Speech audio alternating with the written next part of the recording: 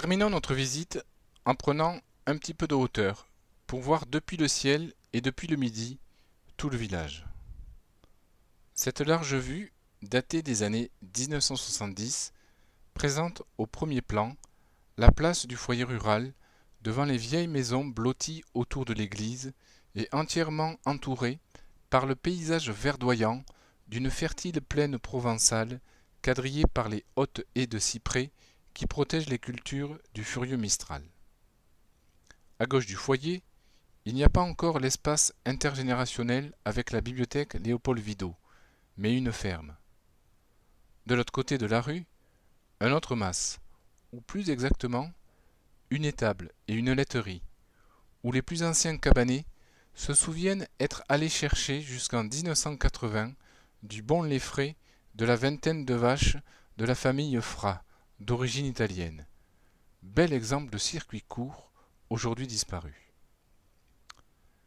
À l'endroit même où se dresse aujourd'hui le foyer rural, les voyageurs qui faisaient autrefois le trajet depuis Marseille vers le nord de l'Europe pouvaient faire une pause, abreuver les chevaux, se restaurer, voire dormir, à l'auberge et au relais de poste du Mas Rouge, grande et auguste bâtisse construite à la fin du XVIIe siècle par une vieille famille cabanaise, les Couteron.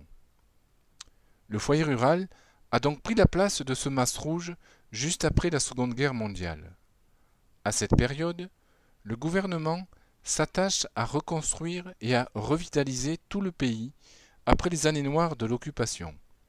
Pour cela, il prescrit la création dans les villages d'associations ayant pour but d'animer culturellement les campagnes, en offrant des activités aussi variées que des séances de cinéma, des cours de danse, de solfège, de judo, de gymnastique, de tennis de table, ou encore des bourses d'échange de timbres.